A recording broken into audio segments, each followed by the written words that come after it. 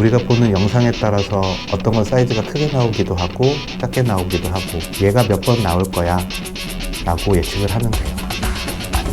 그거는 전혀 다른 얘기죠.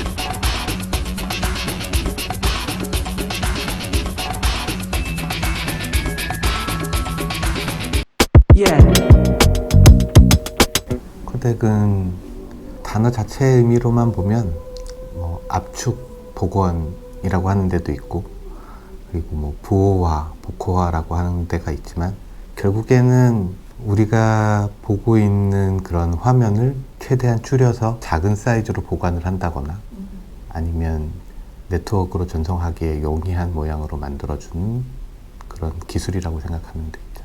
보통 우리가 가장 많이 쓰고 있는 사이즈가 FHD 사이즈인데, 화소수로 보면 1920, 1080 되는 이제 한 장의 이미지가 있어요.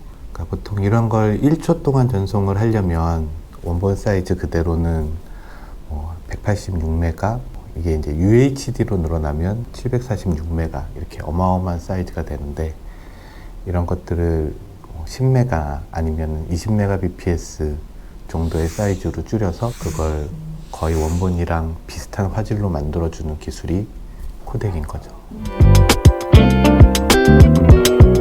이제 이쪽 용어로 하면 스페셜 코릴레이션이나 템포럴 코릴레이션 이라는 용어를 쓰는데, 이제 주변 픽셀이랑의 상관관계 아니면 이전 이미지와의 상관관계를 보고 비슷한 것들을 제거함으로써 사이즈를 줄이는 그런 기술이 많이 들어가 있어요. 이제 마지막 단에는 우리가 알집 같은 걸 쓰는 것처럼 그냥 데이터 자체를 압축을 해서 데이터 자체의 확률적인 리던던시를 줄여주는 그런 세 가지 방법 정도를 사용하고 있어요. 달라질 수 있죠. 그러니까 당연히 그건 공간적인 그런 유사성 그리고 시간적인 유사성에 따라서 달라지는 건데, 예를 들어 하나의 이미지가 있는데 똑같이 1920, 1080이라는 그런 큰 사이즈인데 모든 픽셀이 다 흰색으로 되어 있다, 같은 값으로 되어 있다라고 하면 얘를 예측하기가 훨씬 쉽겠죠. 그래서 옆에 있는 픽셀, 내 현재 픽셀을 가지고 다음 픽셀이 똑같은 게 나올 걸 알기 때문에 그냥 얘가 몇 번 나올 거야 라고 예측을 하면 돼요.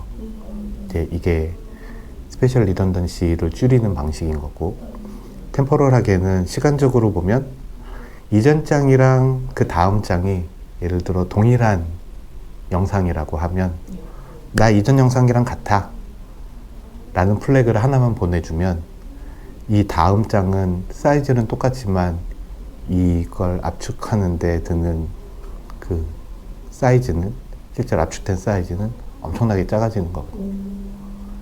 그래서 유사성이 많을수록 더 많이 압축할 수 있다. 이게 우리가 보는 영상에 따라서 어떤 건 사이즈가 크게 나오기도 하고 작게 나오기도 하고 그런 이유가 되기도 하는 거죠. 복잡할수록 좀 압축이 되기가 어려운 거고, 영상이 좀 느리고 스태틱한 그런 영상일수록 압축하기가 좋은 거고.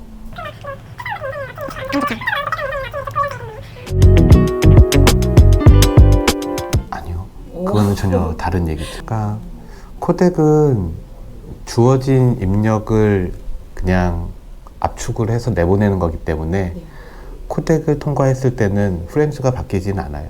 대신에 이제 전송량이라든지 네트워크 입장에서 보면 1초 단위로 계산을 하기 때문에 1초에 몇 장을 압축할 거냐에 따라서 사이즈가 작아질 수는 있죠. 당연히 프레임 수가 적은 걸 압축을 하면 그 적은 프레임 수만큼 줄어들 테니까.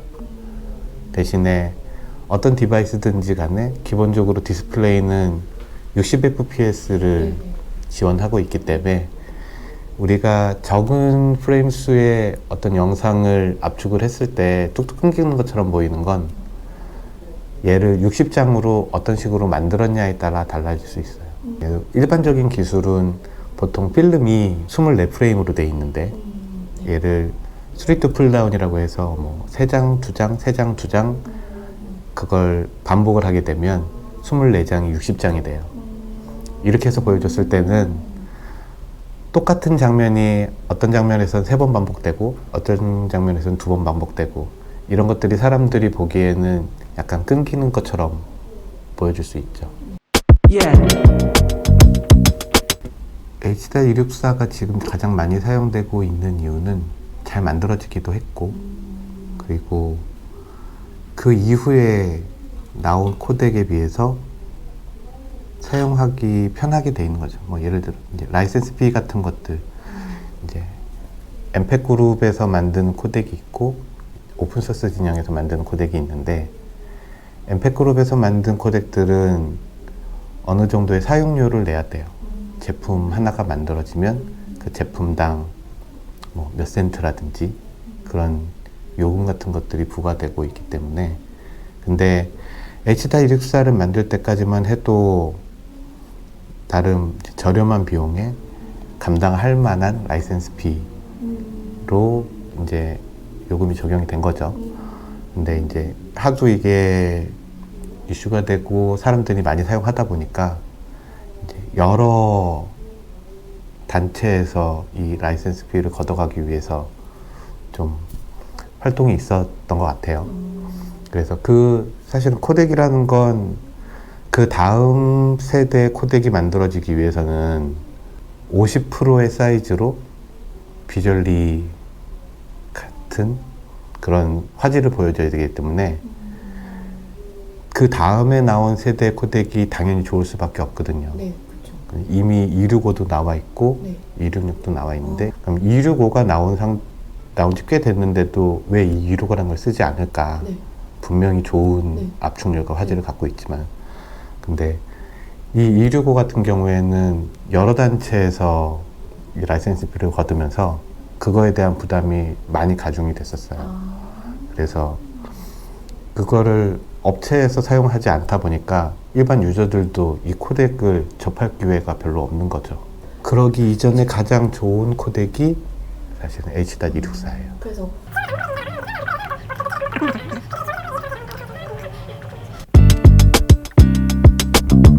예, 그래서 사실은 이제 OTT 서비스나 이런 것들이 많이 대중화되면서 이 코덱을 사용하는 업체들이 자체적으로 코덱을 만들어야 되겠다라는 의지를 갖고 만들기 시작한 게 AV1이라는 코덱이 되는 거죠. 그래서 얘는 로열티 프리, 원래 이 전신인 VP9 같은 경우에도 이제 로열티 프리로 만들어지긴 했지만 약간 264나 265보다 성능이 떨어진다라는 이유로 많이 사용되진 않고 구글이 유튜브에서만 주로 사용을 했었어요. 265와 비슷하거나 좀 더 나은 성능을 보이면서 가격은 프리로 제공하는 그런 코덱이 만들어진 게 AV1이고, 얼라이언스에 참여하고 있는 회사들이 넷플릭스라든지 뭐 시스코, 되게 이름을 들으면 알만한 큰 회사들이 같이 다 참여를 하고 있어요. 이게 다 활성화가 돼서 모든 기계가 AV1이라는 코덱을 지원하게 되면 더 이상 코덱을 사용하는 사용료를 고려하지 않아도 되는 거죠. 아직 모르죠. 그러니까 우리도 이제 개발을 해서 IP를 만들고 있으니까 대부분의 업체들이 만든 지 뭐 한 1, 2년 사이에 만들었거나 아니면 앞으로 만들 계획이 있거나 지금 그런 시기에 놓여 있는 것 같아요. 아무래도 많은 사람들이 사용하게 되면 더 좋은 효율에 뭐 괜찮은 코덱을 찾는 게 당연하겠죠. 그냥 단지 지금은 알려진 게 H.264고 그러니까 쉽게 구해서 뭔가 해볼 수 있는 것들이 264밖에 없기 때문에 주로 쓰고 있긴 하겠지만, 세대가 거듭되면 파일 사이즈라든지 전송량은 동등한 화질 수준에서 반이 될 수밖에 없어요. 아직 기기들이 새로운 코덱을 지원하지 않고 있고 뭐 그걸 사용하는데 265처럼 업체에서 부담을 느끼고 있는 것들 때문에 그걸 아직 사용하고 있긴 하지만, 이제 좀 더 새로운 코덱이 개발이 된다고 하면 당연히 유저들도 좀 더 적은 용량의 뭐 스토리지를 가지고 아니면 더 적은 용량의 밴드위스를 사용을 해서 저렴하게 원하는 사람들 더 많은 영상을 제공해 줄 수 있겠죠. 코덱은 아는 척 한다고 하면 스페셜 리던던시랑 템포럴 리던던시를 줄이고 프로바빌리티를 극대화해서 가장 작은 사이즈로 만드는 것이 기술이다.